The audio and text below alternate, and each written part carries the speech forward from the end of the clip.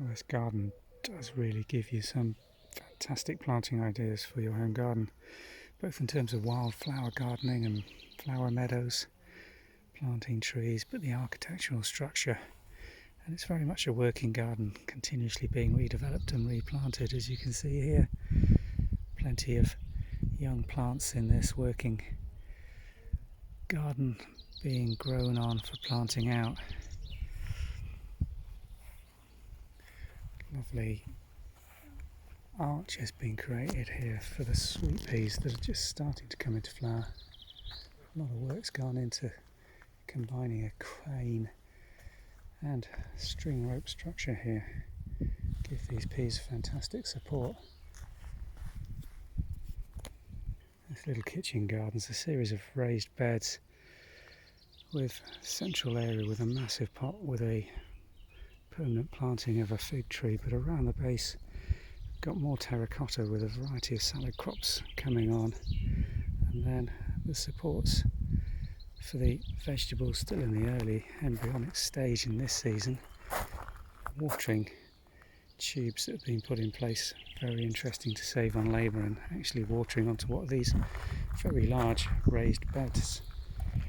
So actually by putting the tubes there and automating the watering system, you're not going to have to tread on these and compact them. Having to use netting to keep the birds off these young brassicas at this stage. These pots, interesting, we've got rocket and what looks like flat leaf parsley in one,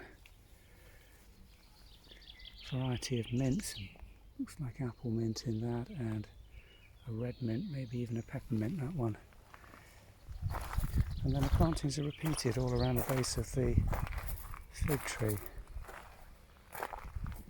Surprised they've had to put support in this fig tree. It might supposed to be structure for some netting, although personally I've never had to net my figs from the birds.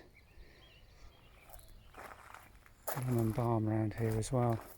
And again, the planting on these two beds has been repeated, so even where they're vegetable gardening here, they're doing so in a very structured and repeated planting, and the use of the red-leaved kales, and I think that's Masuma, to give the structure and colour even in the vegetable and salad beds. Very interesting. Nice idea to make it more ornamental than would otherwise be the case, and there's certainly nothing here planted in a straight line format, traditional vegetable garden way. Made our way back round into the working part of the garden. I think a lot of the potting on and growing's done. Even in this part of the garden there's room for a nice seating area,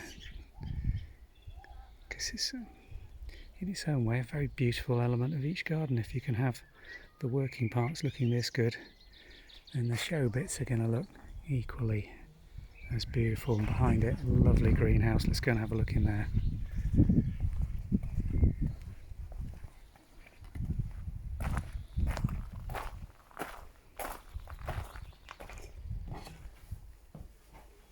Filled with young vegetable plants coming on, lovely young lettuces, courgettes or marrows, not sure what these are, bedding of some description, and the tomatoes already planted out into their beds, some being grown on in pots, all the supports ready in place.